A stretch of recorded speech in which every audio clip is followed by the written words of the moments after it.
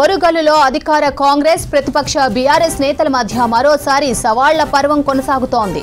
వరంగల్ స్థానిక ఎమ్మెల్యే నాయని రాజేందర్ రెడ్డికి సవాల్ విసిరారు బీఆర్ఎస్ మాజీ ఎమ్మెల్యే దాస్యం వినయ్ భాస్కర్. దమ్ముంటే గన్మ్యాన్లు లేకుండా 5 నిమిషాలు హన్మకొండ బస్టాండ్ కు రావాలని సవాల్ విసిరారు. ఎమ్మెల్యే స్థాయిలో ఉండి ఇష్టానుసారంగా మాట్లాడితే ప్రజలు ఊరుకోరని మండిపడ్డారు. ఎమ్మెల్యేగా గెలిచి అభివృద్ధి చేయకుండా చిరు వ్యాపారాలను సైతం తీవ్ర ఇబ్బందులు పెడుతున్నారని ఆరోపించారు దాస్యం. రానున్న రోజుల్లో ప్రజలు ఊరుకునే పరిస్థితిలో లేరన్నారు వినయ్ భాస్కర్. ఇక బీఆర్ఎస్ నేతల సవాల్పై స్పందించారు ఎమ్మెల్యే నాయని రాజేందర్ రెడ్డి. గన్మెన్లు లేకుండా హన్మకొండ బస్టాండ్ సెంటర్ కు వచ్చారు. అడ్డగోలు విమర్శలు చేస్తే ఊరుకునేది లేదని హెచ్చరించారు. ఇదే దుకాణం పెట్టుకోవచ్చు కాబట్టి నీకు కూడా రాజకీయాల్లో మాట్లాడుతుంటారా బాబు? నువ్వు పెద్దోని, వయసులో పెద్దోనివి. ప్రవీణ్ ఉన్నారు. ఇదా ప్రవీణ్ గారు, మీరు you are right person but wrong party. Your selection is wrong. Utterly failure candidate. మీరు మిమ్మల్ని నమ్ముకొని ఎంతో మంది ఊళ్ళల్లో మీరు యువసేన పెట్టుకొని ఫాలో అప్ అయినటువంటి వాళ్ళు ఇలా ఏ పార్టీలో పోవాలో తెలియక విమర్శిస్తున్నారు మిమ్మల్ని. అది గుర్తుపెట్టుకోండి. ఇక వినయ్ భాస్కర్ గారి గురించి నేను చెప్పాల్సిన అవసరం ఏమున్నది? నువ్వు చెయ్యని దందా లేదు, ముంచని లేదు, కబ్జా చేయనిది లేదు.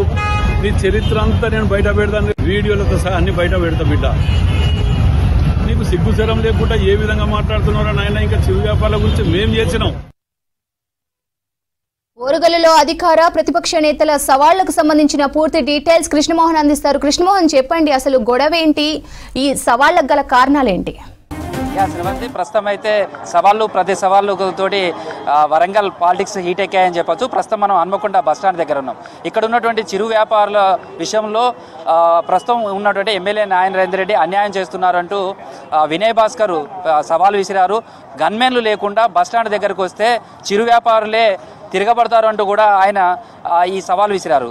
గన్మెన్లు లేకుండా ఖచ్చితంగా వస్తానని చెప్పారు. అదేవిధంగా నాయని రాజేందర్ రెడ్డి ప్రస్తుతం కాంగ్రెస్ ఎమ్మెల్యే నాయని రాజేందర్ రెడ్డి కూడా ఉన్నారు. ఆయన గన్మెన్ లేకుండా ఒక్కడే వచ్చాడు, సవాల్ను స్వీకరించాడు. ఇక్కడ ఉన్నటువంటి చిరు వ్యాపారులతో కూడా మాట్లాడే ప్రయత్నం చేస్తున్నారు. అయితే ప్రతి సవాళ్ళతో అయితే ప్రస్తుతం కొంత పాలిటిక్స్ అన్ని హీట్ ఎక్కాయి. మళ్ళీ గన్మెన్ సార్ అంటే ఎందుకు సవాళ్ళు విసిరాల్సినటువంటి పరిస్థితి మీది కాక ఎందుకు వచ్చింది? ఇప్పుడు మీరేమో గన్మెన్ లేకుండానే ఒంటరిగా వచ్చారు. ఏమంటున్నారు మరి చిరు వ్యాపారులు మీ దగ్గరికి? మీరే అడగండి. ఎట్లా నడుస్తుందమ్మా షాప్ ఎట్లా నడుస్తుంది? గట్టిగా చెప్పు. నార్మల్గా నడుస్తున్నారు. ఇప్పుడు ఎప్పుడన్నా ఇబ్బంది పెట్టిన మమ్మల్ని మేము? ప్రస్తుతం అయితే ఎమ్మెల్యే చిరు వ్యాపారుల దగ్గరకు వచ్చాడు, గన్మెన్ లేకుండా ఒంటరిగా వచ్చాడు. ఏదైతే సవాల్ను స్వీకరించారో ఆ సవాల్ను స్వీకరించి ఆయన ప్రస్తుతం అయితే ఇక్కడ ఉన్నటువంటి చిరు వ్యాపారులతో కూడా మాట్లాడుతున్నారు. అయితే బస్టాండ్కి సంబంధించినటువంటి డెవలప్మెంట్ భాగంలో కూడా కొంత కూల్చివేతల నేపథ్యంలోనే ఈ సవాళ్ళు విసిరారు. ఎందుకు సార్, అంటే ఈ సవాళ్ళు ఎందుకు విసిరాల్సి వచ్చింది? ఈ సవాళ్ళకు మీరు ఎలాంటి స్పందిస్తున్నారు? నేను ఇవాళ మొన్న హరీష్ రావు గారు వచ్చిరాని మాటలు మాట్లాడిపోతే దాని మీద నిన్న ప్రెస్ మీట్ పెట్టి మీ పద్ధతి మార్చుకో, నీ వైఖరి మార్చుకో, అబద్ధాలు మార్చుకో అని చెప్పడం జరిగింది. దాని కౌంటర్కి ఇవాళ ప్రెస్ మీట్లో ప్రవీణ్ గారు కానివ్వండి, ఇటు వీళ్ళందరూ కూడా, తాటికొండ రాజయ్య గారు వారు కూడా ప్రెస్ మీట్ పెట్టి నన్ను మాట్లాడే ఇది అయిపోయింది. ఇక వినయ్ భాస్కర్ గారు వీరు మాట్లాడే పద్ధతులు బస్టాండ్ కాడుకు గన్మెన్లు లేకుండా రా, నీ బతికేమో తెలిసిపోతుంది అదన్న. నేను వచ్చిన ఇప్పుడు ముక్కు నెలకు రాసి క్షమాపణ చెప్పిగా ఇప్పుడు చిరు వ్యాపారాల దగ్గరకు వచ్చి అడిగినా, ఎన్నడన్నా మేము ఇబ్బంది పెట్టినరా, ఎవరన్నా ఇబ్బంది పెట్టినరా అంటే ఎవ్వరు ఇబ్బంది పెట్టలేదు అన్నారు. బయట సేపుల దుకాణం కాడికి పోతే ఆయన అన్నాడు, ఇబ్బంది పెడితే నువ్వు లేవా అన్నా అని అడుగుతున్నారు. ఇంత మంచి ప్రేమ ఆప్యాయతగా మంచిగా మేముంటే ఆ 4 గోడల మధ్యలో ప్రెస్ మీట్ పెట్టడం ఒక్కటి తప్ప వీళ్ళు ప్రజాక్షేత్రంలో లేని ఎదవలు. ఇక ఆ రాజయ్య గురించి నేను చెప్పాలన్నా మీకు తెలియదు, అన్ని మీ టీవీలలో చూసినాం. ఊరూరులో గీకడం గోకడం తప్ప మనకి వేరే పని ఉన్నదా? ప్రవీణ్ గారు మంచి మనిషి ఉండే, రైట్ పర్సన్ ఇన్ రాంగ్ పార్టీలో ఉన్నాడు అతను. ఎందుకంటే అతను నమ్ముకున్న వాళ్ళు చాలామంది ఉండే, వాళ్ళందరూ వివిధ పార్టీలలోకి వెళ్ళిపోయిన వాళ్ళు.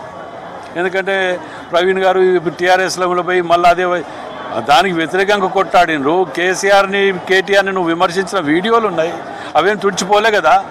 ఇవాళ నువ్వు పోయి వాళ్ళని మాట్లాడితే వాళ్ళకి అడ్డు దగ్గర వస్తున్నావంటే మిమ్మల్ని ఏమనాలే?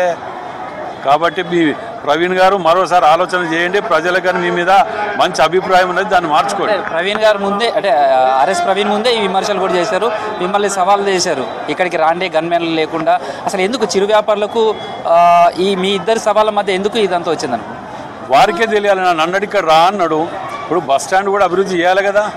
బస్ స్టాండ్ చేసినప్పుడు ఒక 2 షాపులకు ఇబ్బంది అయినాయి. వాటిని ఆల్టర్నేట్ అకామిడేట్ చేసుకుంటూ బస్ స్టాండ్ డెవలప్ చేసుకోవాలి. ఇక మనము 10 మందికి ఇబ్బంది అవుతుందని 90 మందిని వదిలిపెట్టుకోం కదా. ఈ ఓట్ బ్యాంక్ పాలిటిక్స్లలో పోయేటట్టుంటే చాలా నష్టం జరుగుతుంది.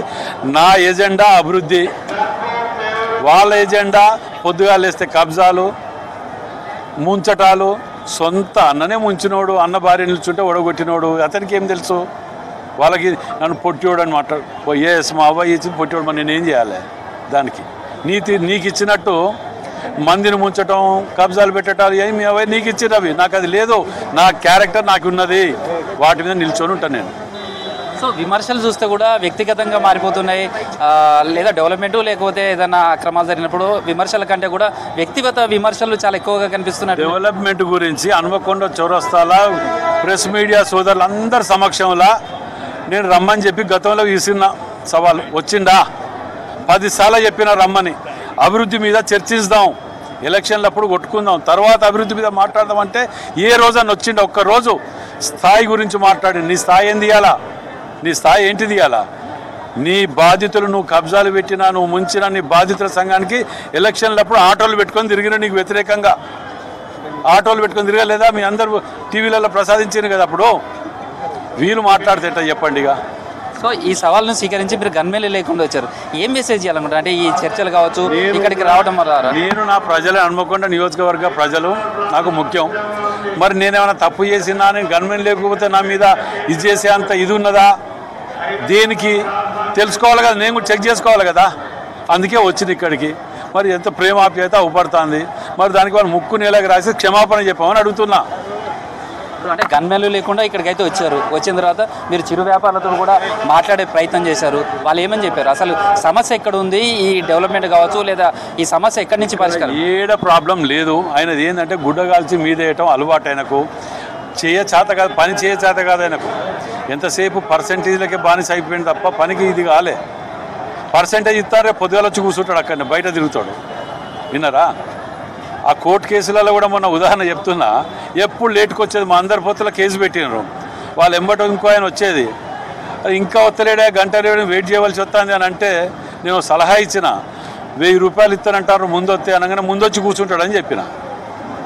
అంటే అలాంటి వ్యక్తులతోటి రాజకీయం. నేను అన్నదేంటిదే నిన్న, మీకు రాజకీయంలో మీ వ్యాపారాలు ఏంటి?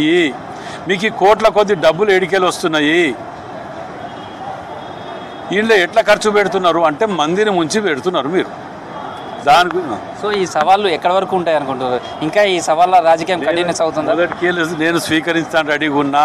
నేను చెప్పినా ఎప్పుడు వాళ్ళు స్వీకరించలే. నేను ప్రతిదీ ఇప్పుడు ఇక్కడికి వచ్చినా కదా, దీనికి జవాబు చెప్పమని తర్వాత పోదాం ఇంకా మిగతా దానికి. సో ప్రస్తుతం అయితే సవాళ్ళకు సంబంధించినటువంటి కూడా జరుగుతుంది.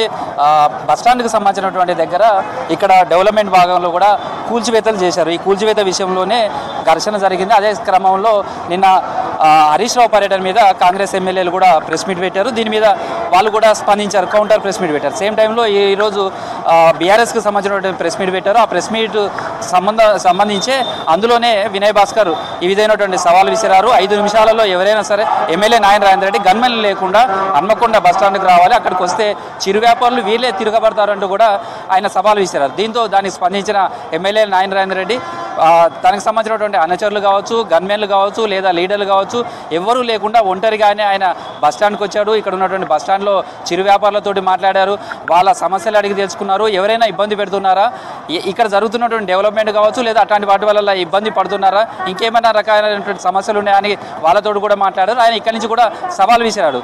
ఏదైతే నేను స్వీకరించాను, గన్మెన్ లేకుండా ఇక్కడికి వచ్చాను, తమ అనుచరులు లేకుండానే ఇక్కడికి వచ్చాను, ఎవరు అందరితోటి సమస్య గురించి మాట్లాడాను, కేవలం రాజకీయంగా తనను మనుగడ కోసం మాత్రమే ఇలాంటి విమర్శలు చేస్తున్నారంటూ కూడా నాయన రాజేందర్ రెడ్డి కౌంటర్ ఇచ్చే ప్రయత్నం చేశారు. శ్రవంతి.